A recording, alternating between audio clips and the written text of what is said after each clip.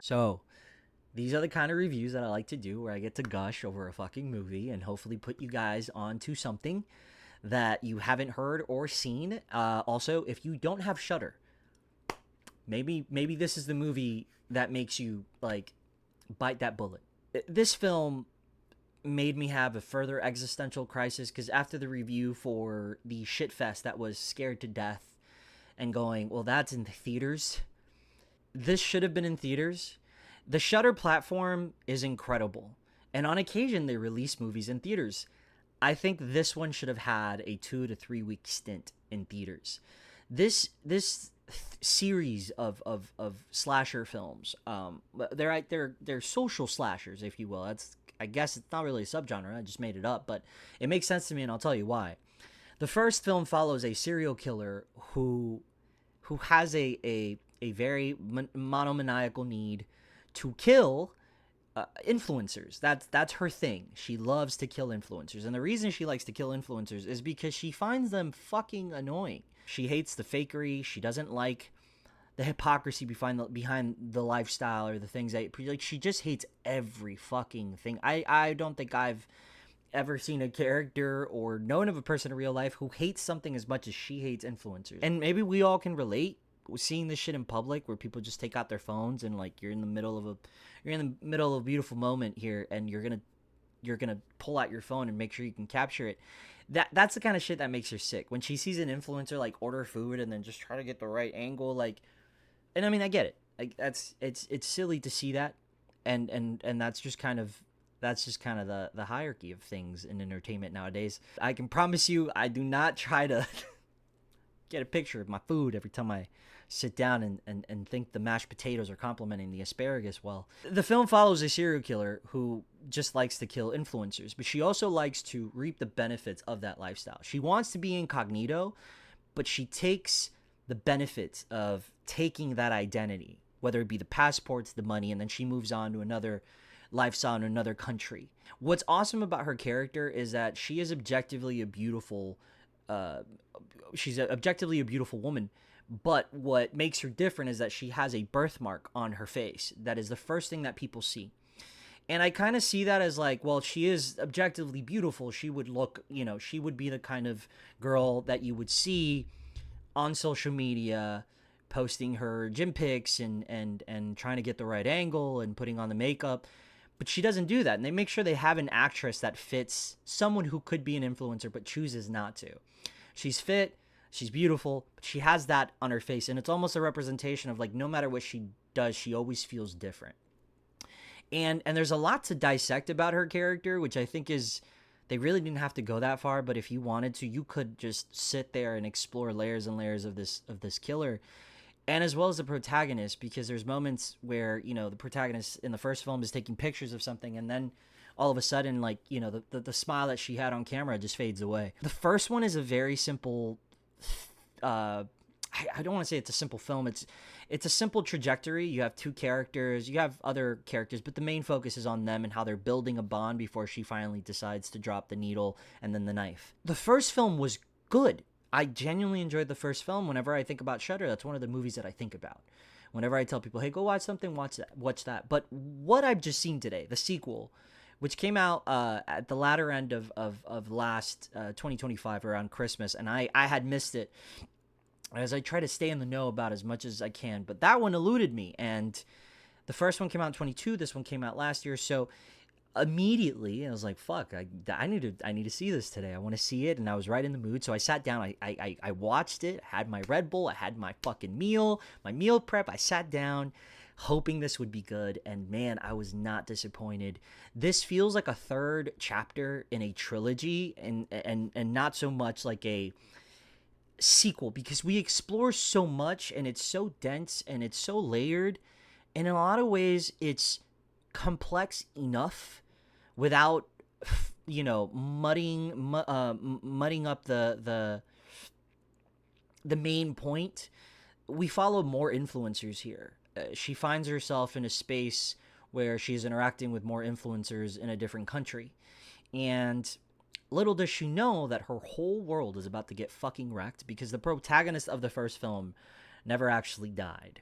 And so she's been back home dealing with the repercussions of being an influencer who survived a murder attempt. But no one believes her because there's no evidence of this antagonist. So you find yourself seeing what the life of an influencer is when tragedy hits. And it really shows you the ugly side of, like, your life not being private anymore. People are telling you how to feel. People are having opinions of you based on, whatever you've posted, which ironically was curated by you.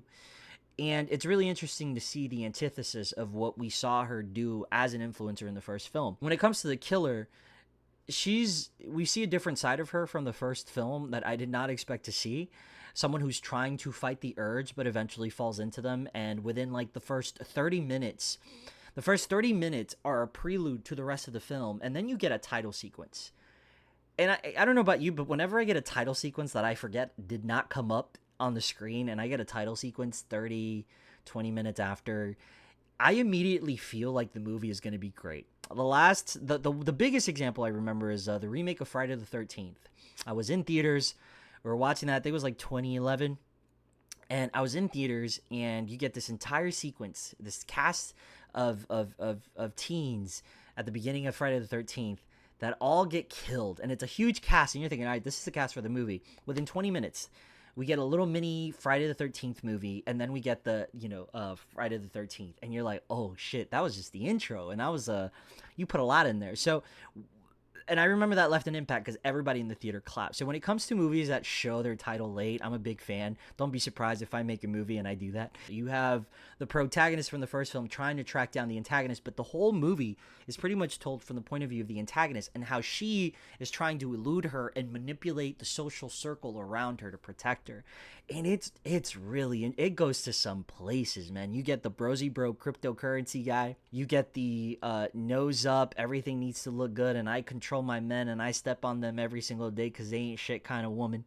You get the cuck, and they kind of have something to say about all of them because they're all very fucking flawed. And what's cool is that they show you who they are on camera, but they show you how flawed they are and how the killer manipulates those things because she's so in tune with the fakery that people project, and she uses that against them. You start seeing the sort of neo-tech horror element popping in where she uses AI, deep fake voices, fake AI voice to manipulate, of burner phones, fake phone numbers.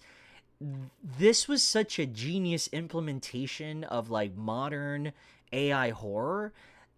I think it's probably the best I've seen in any movie in the last few years that tries to implement horror, AI elements in a horror film. For example, spoiler alert, for Scream 7, there is an element of AI. And while the element of AI for a lot of people didn't work, and for some people it did, regardless of whether it did or work for you, there wasn't enough of it to feel like it was a character in the film, that it was a thing that was, sort of put through the film. It wasn't done smartly. And that's no hit to the movie because I genuinely enjoyed Scream 7, and that wasn't its point. But this was such a that was just a recent example, but this was such a genius way of utilizing AI to make a commentary on how you can just make up anything. And sort of brings into mind this idea that this whole world is simulated, that every pixel that's out there is manipulated and contorted and enhanced or diluted for some kind of social purpose. Even this video, when I post it, it goes through some color grading and it goes through some audio manipulation, and then it goes to editing, and I cut out all the bullshit that I say that I don't think should make it in there because I stuttered or I said and all this other shit. And it's a really topical horror movie that I did not. And then it's fucking bloody, man. It's fun as shit, though. It's fun as shit to see these characters sort of eventually build up to that final confrontation where they finally clash. And the clash does not disappoint. And I am happy to say, and I'm not spoiling anything, but I'm happy to say there's a third one. I'm not going to tell you how it ends, but fuck me, dude. The ending to this film was such a pitch perfect ending. And I'm not saying it was good or bad. I'm just saying for me, for what happened in the movie, this was such a perfect ending and such a great setup for what could be a genuinely great trilogy. I'm I'm a big fan of this movie. Like we can keep on making these if they're this good. The first one was good. The second one was great. If we make a third one and a fourth, I'd be happy with four good films. I'd be happy with a third one that feels like the penultimate episode and then the final film, because there's a lot that we tackled here that I feel could fill up two more movies. She's a good slasher that's been missing in the neo-tech horror side of horror movies, right? We got Dolly now. We've got Art the Clown. We've got the Jester. We've Victor Crowley. We've had all these slashers, but I think one more movie and she might be able to make a name for herself as like the social media, niche of horror, or the commentary on influencer horror. This she's memorable, and she's fun to watch, and she's fun to dissect as a character. Give it a gander, and then come back to this video and underneath just say thank you. Just thank me for putting you on. Anyway, that's it. That's all I got. Thanks for tuning in and listening, and as always, I'll see you at the movies or on Shudder. Get Shudder.